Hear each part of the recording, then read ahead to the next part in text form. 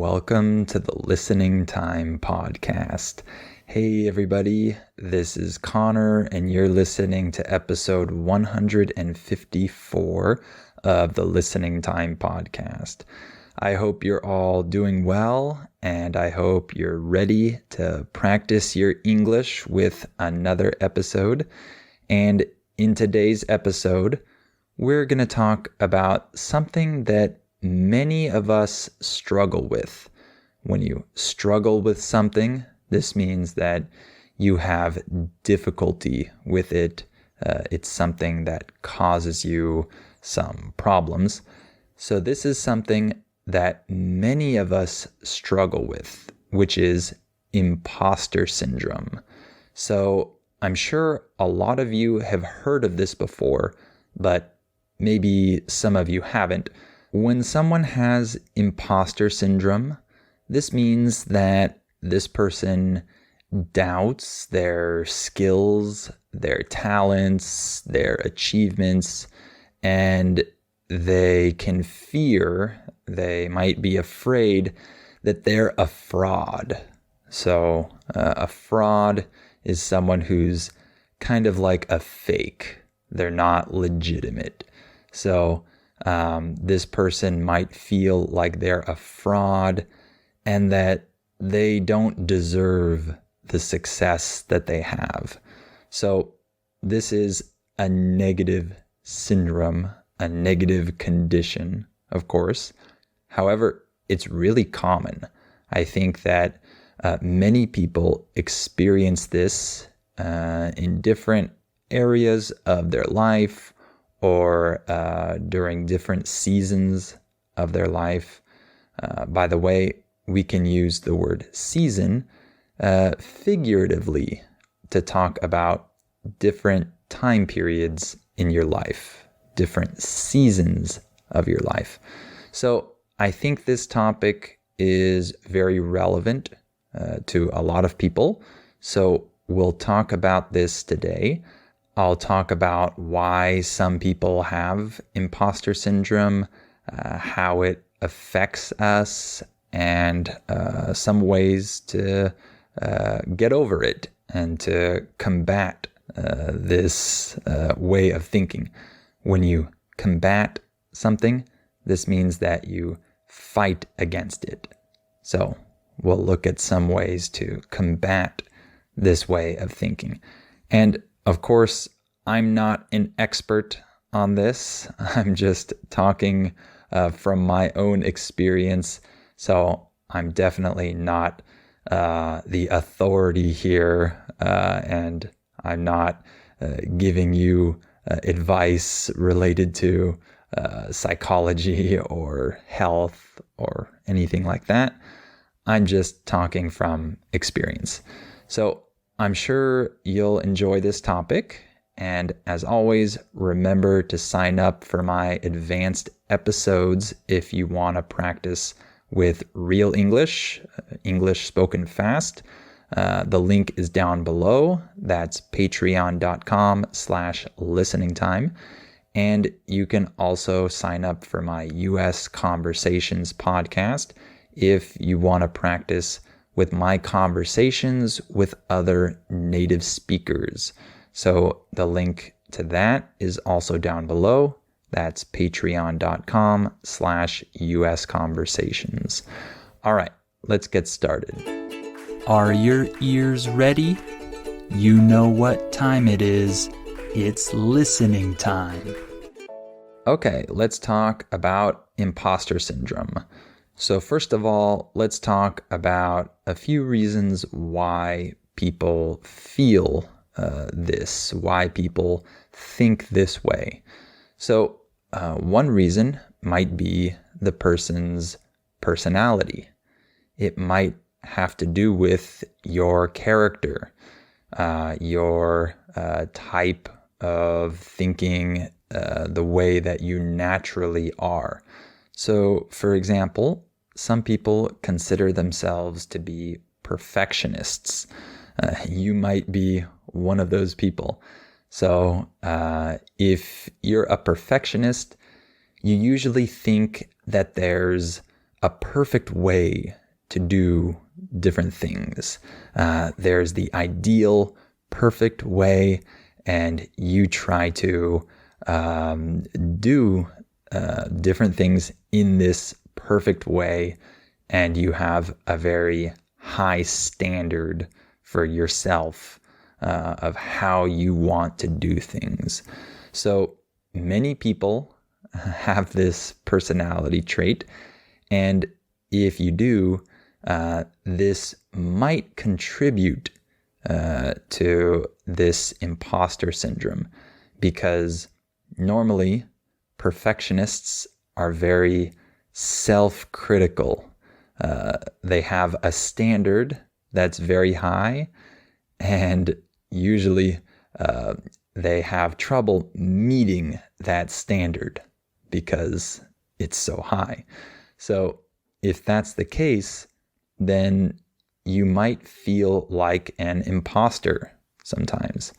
By the way, the word imposter is like the word fraud that I already explained. It means someone is pretending to be someone else that they're not. Okay? So people might feel like they're an imposter or they're a fraud if they're a perfectionist and they're not meeting their own standard of perfection. So that can contribute to this. And some people have a more neurotic personality, like me, for example. Someone who's neurotic experiences a lot of self-doubt. They doubt themselves too much, right? They have a lot of anxiety about different things, and they might overreact to small or minor things. These are things that I am constantly trying to work on because I have these tendencies. I'm a neurotic person, but I'm trying not to be neurotic. So I'm working on this, but I still struggle with this sometimes. And so this personality trait can also lead to imposter syndrome because we doubt ourselves. We think that we're not good people. If they think we're good, then they're wrong because we're actually not that good. And we get overly anxious about things and overthink things, overreact to things. All of these contribute to this feeling that we're frauds, we're imposters. So those personality traits and other ones might play a role in this imposter syndrome. And a person's family might also affect this. So maybe someone might experience imposter syndrome if they grew up in a family that expects very high achievement. They expect their kids to do extremely well in school, in sports, in life in general. And this can be hard to deal with because you feel like you're never really meeting your parents' expectations. You're never good enough, right? Or maybe your family is filled with people who are very successful. They've done a lot of great things and they've had excellent careers and they've made names for themselves. When you make a name for yourself, this means that you succeed, and so people might know your name because you've had success in some field, right? So maybe you have people like that in your family, And that can contribute to this feeling because you feel like all of your family members are actually successful and you're not. And even if you have success, you're just a fraud. You're not like the other people in your family. Or maybe your family is very critical and maybe they criticize you unfairly and make you feel not legitimate, right? They make you feel kind of like a fraud. So all of that could contribute to this as well. And another thing that causes people to feel like an imposter is when they have new opportunities and they're starting new things, like maybe they're starting in a new company or a new position and they have no experience or little experience, and they have this feeling that they don't know what they're doing. They don't have the competence or the skills to perform that job. So that can definitely contribute. And then one other cause could be that people compare themselves to other people in an unhealthy way.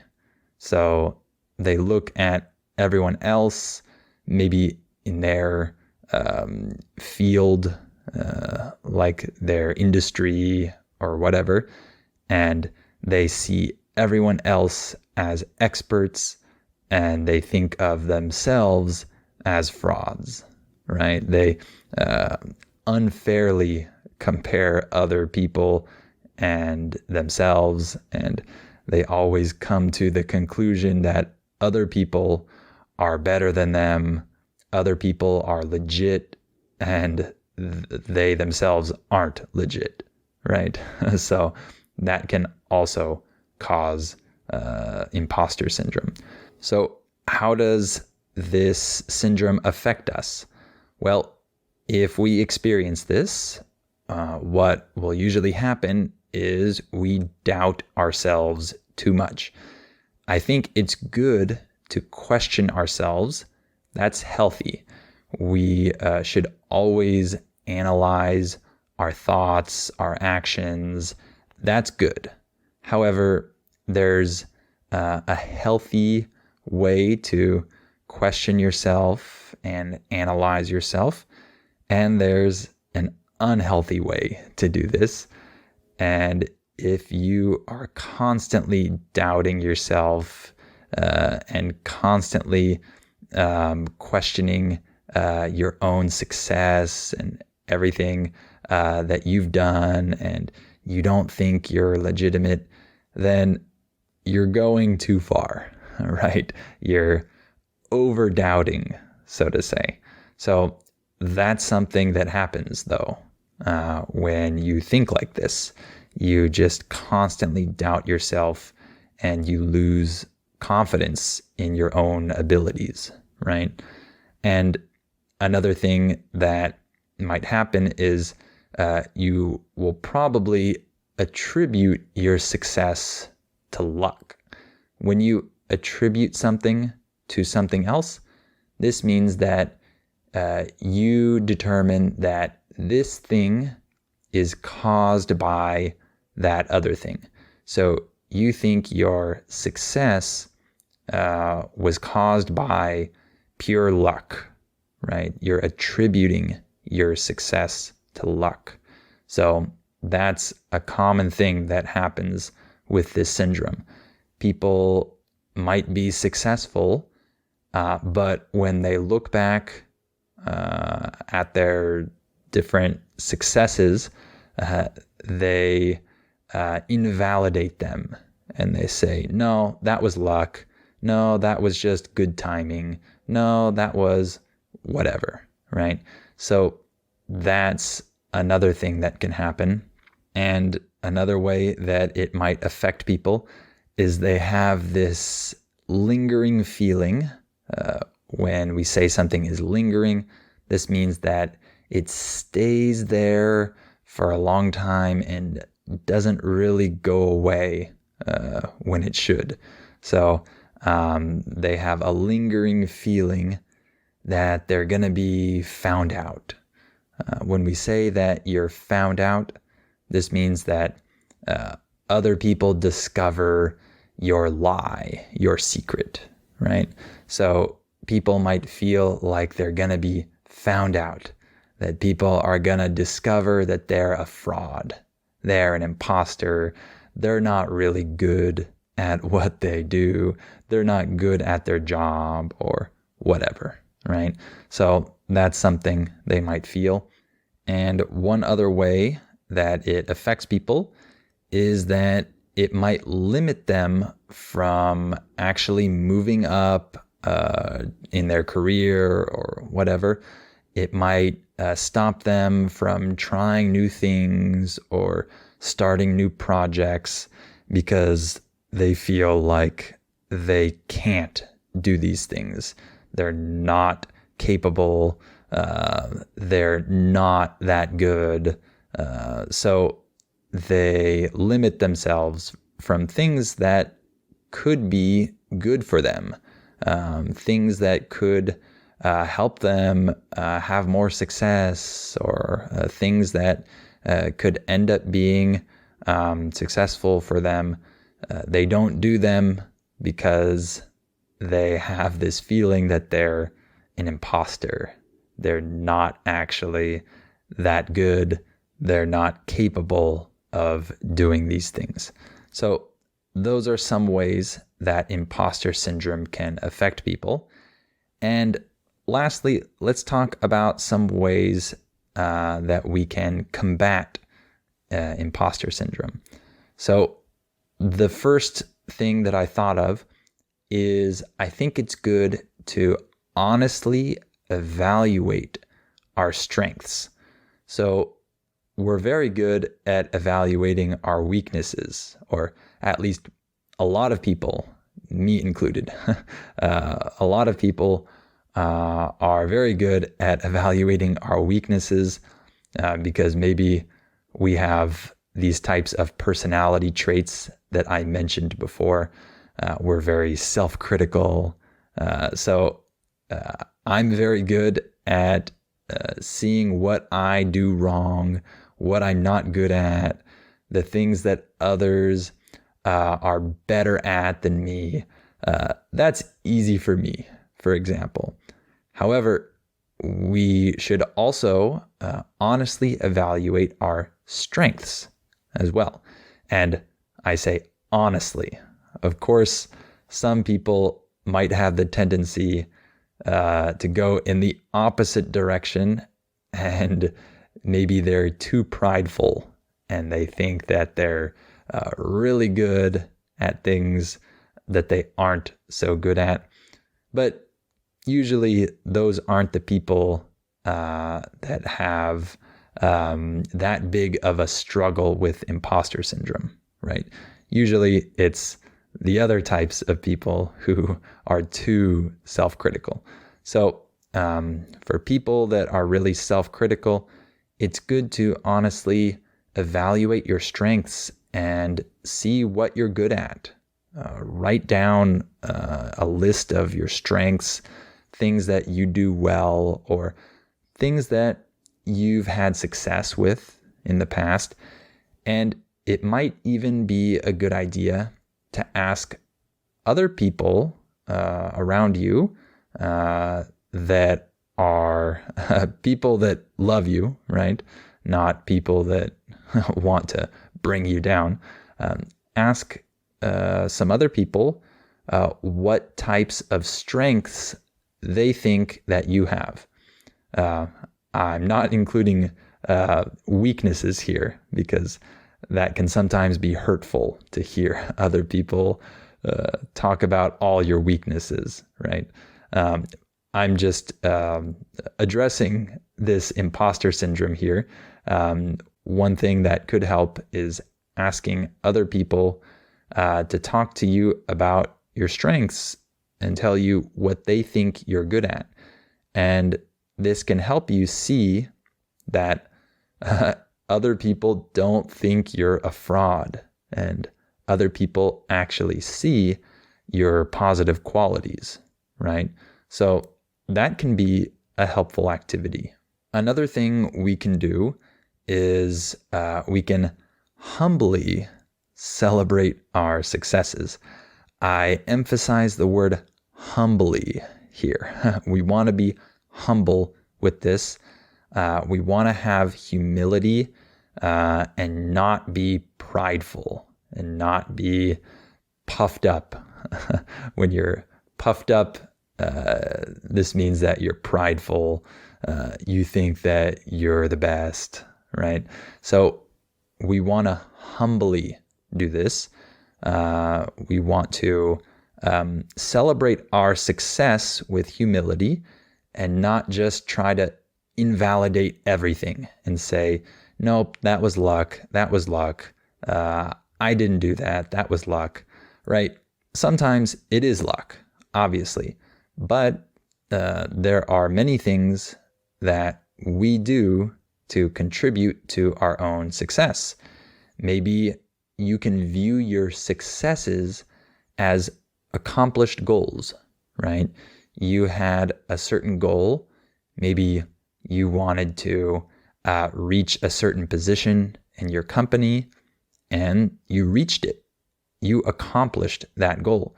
That's something to celebrate, humbly, of course, right?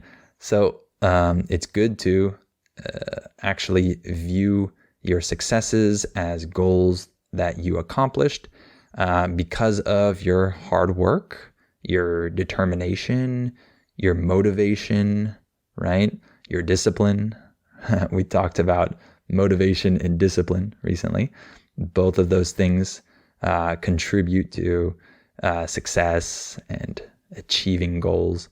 So it's good to view your goals as, of course, a mixture of luck and hard work and those other things. Don't just say that all of your success is 100% determined by you and only you. No, other people help us on our way to success. There might be luck involved. You were in the right place at the right time or whatever, right? We're not the complete author of our success. We're not God, right? So we want to recognize that, but really celebrate when you accomplish a goal that you had and you achieved something, and don't look at it as, oh, I'm a genius, right? But look at it as, oh, I worked hard and I was motivated and determined and I did it. Cool. I want to do that again, right? That's a good way to celebrate your success, right? Another thing we can do is to not focus on perfection, right? If we have this idea of perfection and that we have to meet this very high standard, we're always going to feel like we're not good, we're frauds, we're not capable of succeeding in different areas. Because if we have this standard of perfection, nobody meets this standard. We're not perfect, right? We have flaws. A flaw is something that is imperfect. It's an imperfection. So we have flaws. So we're never going to be perfect. So don't have this standard, right? Try to be as close as possible to perfect in everything you do, of course, but don't expect yourself to be perfect. Okay? That should help. And another thing we can do is to only compare ourselves with other people in a healthy way. Okay? I don't think that we should just never compare ourselves. Some people will say, stop comparing yourselves to other people. And of course, they're right in a certain context, but I don't think we should just always refrain from comparing ourselves with other people. By the way, when you refrain from something, this means that you don't do something. You choose not to do it. So we don't have to always refrain from comparing ourselves, because comparing ourselves to other people can motivate us sometimes. So what I mean when I say compare ourselves in a healthy way is to look up to people. When you look up to someone, this means that you admire certain qualities in that person. And so you kind of want to be like that too. You want to have those qualities that you see in someone else. This is a good thing, to look up to people who have good qualities, and to use that as motivation to say, man, I really want to be a good husband like Mark is. He seems to be a great husband, right? There's nothing wrong with that type of comparison if we're using it to motivate ourselves to be better, right?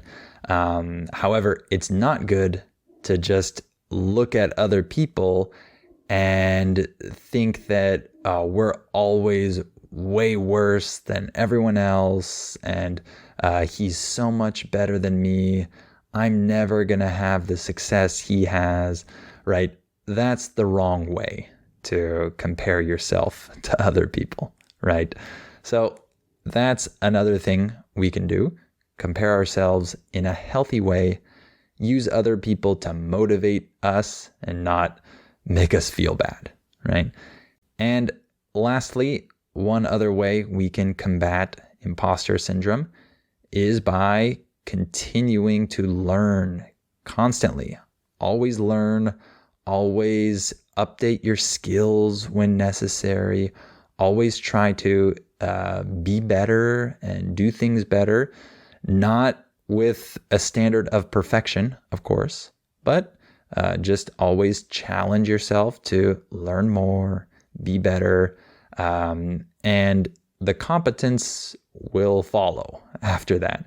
If you start a new position, you're probably not going to have all the skills necessary at the very beginning to succeed. But if you keep on learning, you learn from other people, you keep practicing, repeating what you need to do, eventually you'll get competent, right?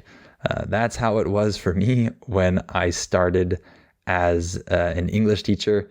At the beginning, I didn't know what I was doing, but I continued doing it and learning and getting better, and learning more about English in general. And eventually, I was able to do my job better, answer people's questions better, etc. Right? So those are some ways that we can try to overcome and combat imposter syndrome. So that's it for today. I hope you enjoyed this episode, and I hope it gave you some ideas on how to maybe approach this imposter syndrome and maybe not let it really keep you down and affect everything you do, right?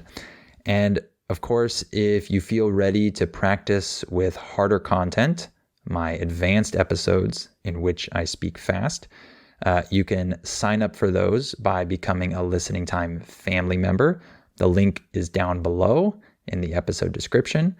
And you can also sign up for my US Conversations podcast to practice with my conversations that I have with other English teachers. The link is also down below. And as always, please share this podcast with anyone else you know who's learning English, and please give it a 5-star rating and write a review if you can. All right. Thank you for listening to this episode, and I'll talk to you on the next episode of Listening Time.